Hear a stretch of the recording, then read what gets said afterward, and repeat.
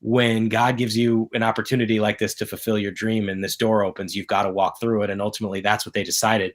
Brad actually had his season opener for his team on Saturday. The next day after Greg called him, he played in that game.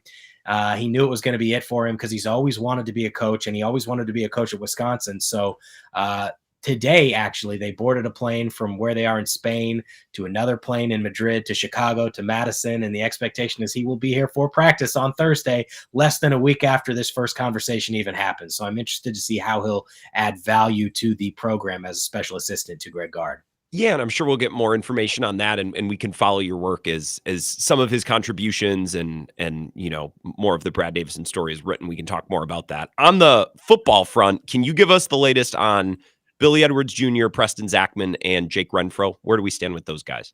Preston Zachman is going to be out long term, so I wouldn't expect to see him for a little while. Billy Edwards Jr., I'd have a hard time seeing him playing this week, given what has transpired. Danny O'Neill talked to reporters on Tuesday. He's taken the 1 snaps, so I'd expect to see him. And then Jake Renfro, kind of seems like it's just been a week-to-week type of situation. The Badgers could desperately use his services, given where things stand on the offensive line and with the center position in general. That might be a closer to a game-time decision, but obviously this team's been banged up and has really struggled on the field and could use something positive. I just don't know if it's going to happen on Saturday at the Big House against Michigan. You and Zach talked on the camp about Luke Fickell's handling of Billy Edwards Jr., especially now that you've had a chance to talk to him, Monday, a week later, with how that injury has rebounded or gotten worse or gotten better. And he talked about not saving Billy from himself. And that's something that in the past he's talked, we have to protect our players from themselves. Is this, as you and Zach kind of talked about it, another example of maybe Luke Fickell saying one thing and not being able to execute it, or saying one thing and doing another? 100%. There are multiple examples that continue to stack up, but you can't say this all along about we need to protect players from themselves. And he specifically referenced Billy Edwards Jr. in the lead up to the Maryland game. And yet they put him out there, and it was clear on the second play of the second series that it was not going to work, because as soon as he had to escape the pocket, he re-injured himself. And in practice, no matter what Billy says, and I'm not faulting Billy, he wanted to play, you as a staff have to realize what's likely to happen if you put him out there in harm's way. And Zach and I did talk about this in advance. If Billy's not going to be 100%, do you really want to throw him out there given the offensive line struggles this team has had? Can't run block, now can't protect the quarterback. Danny O'Neill ended up getting 6 sacks in that game, or sacked 6 times. So this is just another of several examples where it feels like he ends up saying one thing and ultimately doing another, and it hasn't worked. So we'll see what the team looks like off the bye at Michigan. You asked him on Monday, and I cut this, and I played it earlier on the show, but you basically asked Luke Fickell, during the time away during the bye, did you consider, or did you maybe come up with some answers on how you can get this team to better show and to better show up and play on Saturdays? Can you reprise that question and what you took away from his answer? I don't even know what I take away from his answers anymore, Grant. It was long. I was going to play it as a bumper, and I'm like, this is like too, but it just kept going and going and going. I mean, it's tough because our job is to ask the questions, and at a certain point, it almost doesn't even matter what the answers are because it's not making a difference in the games. And he can talk about the consistency required and maintaining this level of consistency. And he's mentioned before competitive maturity, which is a phrase he's used a lot of times, referencing himself and how he handles losing and trying to be positive with this group. And I just go back to nothing's worked. And so you can say you're going to be consistent. And I asked him 2 questions. The other one I asked was, here's a simple question with a complex answer. How do you fix this? Yeah. The one. There's no answers on the field or nothing that translates. And so it almost doesn't matter what you say at this point. I realize I didn't answer your question, but it's just how I feel. No, and it's the non-answer can be the answer, right? Have you noticed, have you been impressed throughout the week and seen things during the week? And I think you and Zach have talked about this too. Are you seeing things throughout the week and at practice and when talking to players, and then getting to Saturday, and are you surprised that it's not transferring or it's not showing up in a way that you'd expect? Well, that's been a talking point and something Luke was asked about on Monday. I'll say this. So we don't get to watch practice anymore. We haven't seen a practice since the second week in August. So I have no idea what they're doing. Okay. All we have to go on at this point are Luke Fickell talks to reporters at noon on Monday. Players talk to reporters around 4:15 on Tuesday. That's it. and they're going to put a positive spin on everything because they're probably bringing the people out who are going to do that. And they all say the right things, and they all talk about the importance of this bye week and how the team was able to stay together and they were talking to each other. And I don't know, man, maybe I'm just a cynic or I'm super skeptical. It's hard for me to take what they say and think, okay, I believe that this is going to translate. And it's not like I don't think they're not trying. They are. Everybody involved is trying incredibly hard. The coaches get paid a lot of money. Their jobs are on the line. The players get paid a lot of money. They didn't come here to lose. The problem is they're still losing on the field. So I go back to, I'm not sure how much it matters what they say, but at the very least, they're trying to come up with some changes. They just haven't been good enough when the games start.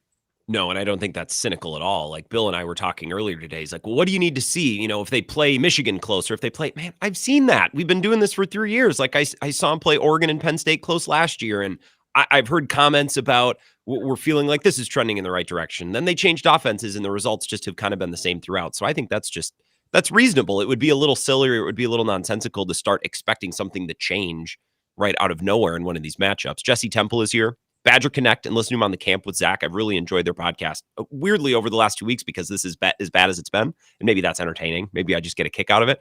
So on the bye week, I thought I would ask you some bigger picture questions. Like, and the way I envision this, if you were to bump into an old friend or an acquaintance, like at a bar or at a store, and it's someone who follows sports, but they're not in it every week, they'd be like, hey, what's going on with this? Like, I watched a Badger game and like, what's happening here? So like bigger picture questions. The first one I have, because this comes up on a lot of our shows. It came up on Bill's show earlier today.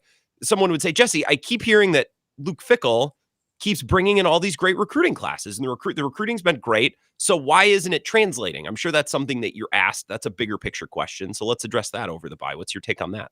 Freshmen don't always play right away, and unfortunately for everyone, it can take time. And yes, when Zach and I had one portion of our previous episode of the camp, it was on the positivity section.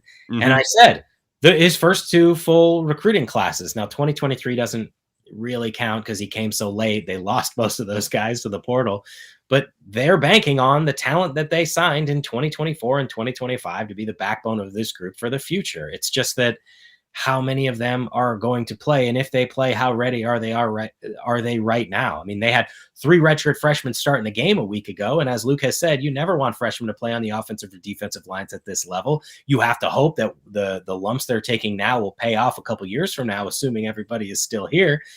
There's a lot to like in various parts, okay? Linebacker, Mason Posa got a ton of run as a true freshman against Maryland. Cooper Catalano keeps making plays. I love that young group.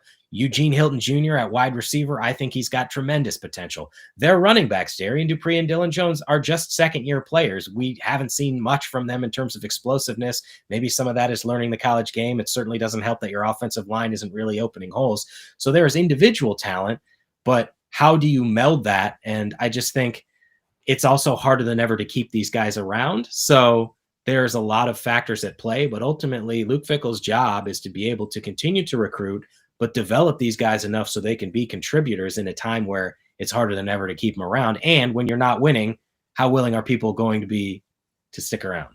Yeah. Well, and a quick follow-up to that, like in 2, 3, 4, 5 years, are we going to look back and think, yeah, the recruiting class ranking is not as indicative of success as it used to be? Is that just a product of the way that college football is kind of modernized and changed? Yeah, it's interesting because if you were to look at all the college football playoff teams when it was a 14 playoff, they were top level recruiting classes. That stuff still matters. On the other hand, Wisconsin has kind of been an outlier because for so long they didn't always have the best recruiting classes. But I do go back to what the strength of this program was, where it's harder than ever now to recruit and develop. So by year 3 and year 4, you were every bit as good as anybody else in the Big Ten at your position. Now you might not necessarily keep them. And Wisconsin's best recruiting classes under Paul Chryst didn't necessarily pan out, where the highly rated guys didn't play or the team didn't win. Having said all that, you need to continue to stack talent, and you need that talent to be able to materialize early, because that's what's going to help separate you in this era.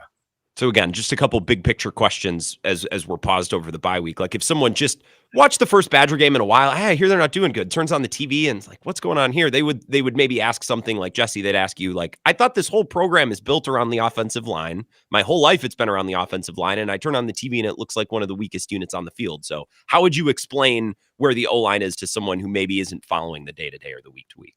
I tell them they were right, and hopefully they turned off the TV and did something else. They're a smart judge of football. Okay. There are so many different things at play. I don't even know where to begin with this, Grant. I know we don't have all day. First of all, their transfer portal targets didn't hit. You bring in a guy like Leighton Nelson, maybe he's just a rotational piece, supposedly. He was at Vanderbilt where A.J. Blazek was. He hasn't been good enough to contribute. You bring in Davis Heinsohn. You need him to be your starting left tackle. He hasn't been good enough to be a starter, and really we haven't seen much of him. Now, Luke Fickell said they tried him in practice at center, so maybe that's a solution at center. So you need your portal targets to hit. You've dealt with some serious injuries. You don't have Kevin Haywood, who tears his ACL in spring ball. He was going to be a starter as a redshirt freshman. You've had Jake Renfro hurt. You've had Kerry Kadonko hurt. You've had to flip 4 different positions where the only guy playing the same spot as he did in week 1 is Joe Brunner at left guard. That's not easy. I think A.J. Blazek, as Zach and I talked about, probably deserves at least some criticism, because if your first move is going to be to flip Riley Mullman from the right side to the left side after one bad game of Davis Heinsohn, did you put these guys in a position to succeed before that, where they could do that? And also just the ability to keep offensive linemen in the state. They haven't been able to get the 4-star level talent here for several years, and that predates Luke Fickell. But that was one of the strengths of Wisconsin, is you're getting the best offensive linemen in the state. And you also lost some guys to the transfer portal who weren't happy with their roles. So when you put that all together, you have what Wisconsin has right now. And lastly, a big picture question that's kind of got swept under the rug because I think there are bigger fish to fry, but this is the third straight big picture. This is the third straight transfer quarterback in a row. I think fans have a right to wonder, like, at what point is there a plan to get off of that carousel? If that means Hunter Simmons or Carter Smith, like, what would you explain to someone about 3 straight transfer portal quarterbacks? Like, what's the off ramp? There has to be an off ramp to that eventually, right? It's a great plan not to have a transfer portal quarterback if you have someone else who can be a Big Ten level starter. Unfortunately, Wisconsin hasn't had that. The first offseason, they lost Graham Mertz. Chase Wolf didn't end up coming back because you had multiple transfers coming in. Tanner Mordecai, I mean, nothing wrong with that ad. Just the offense didn't perform. He missed a month of the season with a broken hand. In year 2, you didn't think Braden Locke was the answer, so you went to Tyler Van Dyke. And in year 3, you ended up losing your entire quarterback room because you had an offensive coordinator transition. I can't fault what Wisconsin was doing here. And so problem is they've all gotten injured. And so this team isn't in the business of making excuses, but it doesn't help Luke Fickell's tenure that every starting quarterback has gotten injured and you've had to rely on a backup. The long-term answer, well, if you go to the transfer portal and get someone young like Danny O'Neal, who's got multiple years of eligibility, maybe he can be the answer. Hunter Simmons, that's a transfer portal quarterback. Carter Smith is your freshman, could be the quarterback of the future, but at least as of now, is the 4th guy, is behind these 3 other guys. So you're going to have to do an awful lot to leapfrog someone like a Danny O'Neal if you want to put yourself in position to start. Yeah, this is not what they want to be every year, but this is kind of the spot that they're in, given where they're at quarterback each offseason. And Jesse, before I let you go, you ran Bascom Hill. Can you tell us about that for 30 seconds? Yeah, I attempted to run the hill with the basketball team for preseason conditioning. They do this every year. They've done it since Bo Ryan was here. I did it 11 years ago when Bo was at Elver Park. It was a disaster. I puked all over myself at the bottom of the hill and embarrassed myself. So the goal here was redemption 11 years later. My goal was to run more than 4 and to not puke. I accomplished one of them, but you can check out the video at Badger Connect. And we won't tell you which one you accomplished. You'll have to tune in and watch to see which one of those 2 things that you pulled off. Well, Jesse, I appreciate the time. Back to the grind and enjoy the game at the Big House on Saturday. Thanks, Grant. Talk soon. This is the Wisco Sports Show with Grant Bills on the Wisconsin Sports Zone Radio Network.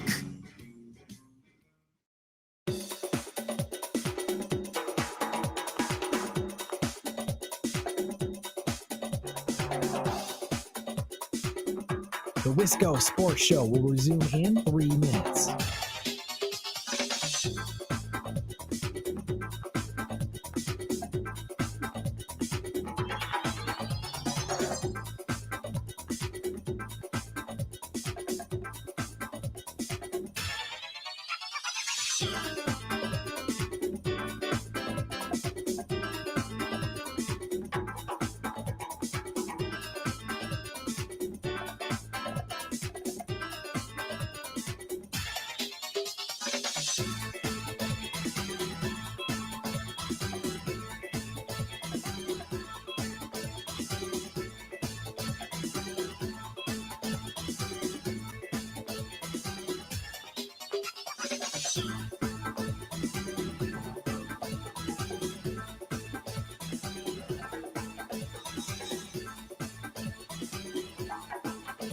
The Wisco Sports Show will resume in 2 minutes.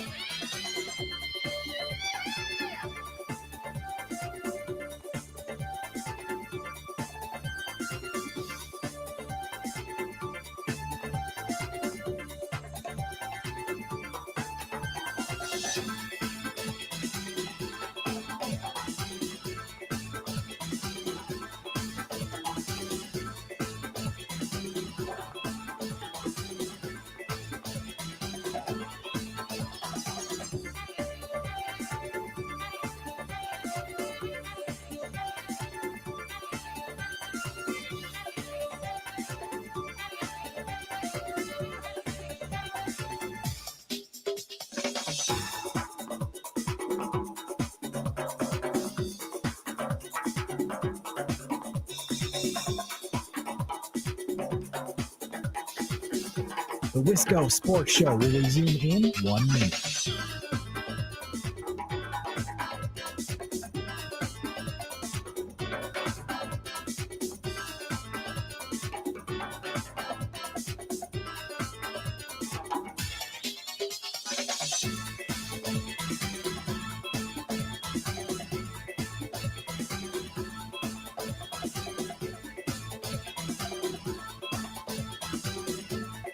The Wisco Sports Show will resume in 30 seconds.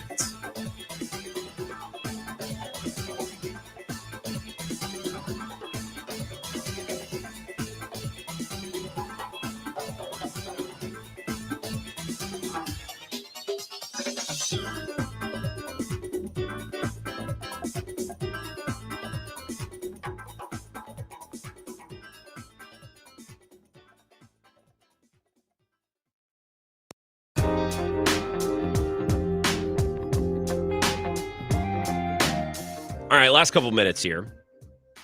Cubs-Padres went final in the last 20-25 minutes. There will be a game 3. So we do not yet know the Brewers' next opponent. Hoping for the Padres for lots of different reasons. Emotional hedge. I just don't want to deal with the Brewers-Cubs thing. I just want to watch a playoff series. And I think the Cubs are a tricky opponent for them. They play the field really well. And so much of what makes the Brewers successful, at least this version of the Brewers successful, is they put the ball in play and they make you play baseball. And the Cubs are better at that than a lot of teams. Shaw's a hell of a third baseman. Dansby's great. Nico Horner is great. Happen left is always upped his game against the Brewers, whether it's making good catches or throwing guys out. PCA is PCA.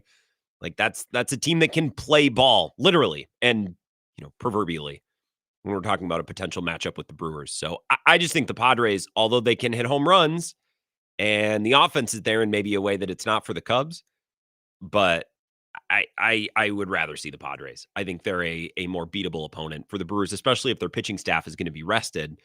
You're a little bit better equipped to go after an offense like the Padres, and then you don't have to worry about a defense like the Cubs. And I think the offense for the Brewers, at least as we saw over the last couple of weeks, is probably a bigger concern, and that concern is lessened a little bit in my mind. Obviously, the Padres are great too, but it's lessened a little bit against the Padres in a way that maybe it wouldn't be against the Cubs. The Bill Michaels Huddle's coming up in just 3 or 4 minutes here. Mike Clemens is going to join us at 6:30. We'll make our picks in hour number 2. I haven't tallied it up yet. I don't think I did particularly well. However, my favorite pick of the week was Chiefs over Ravens, and that, man, did that come through. Just felt like a game that the Chiefs were going to win. And the Ravens, I feel pretty confident that they'll figure it out on defense, because they always seem to figure it out on defense, even though they never seem to start strong on defense. The thing is, like, I don't know, when are people actually going to start actually questioning Lamar in big spots? We don't do it in football as much as we do it in basketball. Like, there was a time where people started like, okay, James Harden just can't do it when it matters most. Lamar Jackson, without fail, normally has his worst games against the best opponents in the biggest spots. That's just a reality. So I don't know. That was one of the many games that we picked. We'll pick this upcoming week of games as well. The Bill Michaels Huddle just a couple minutes away.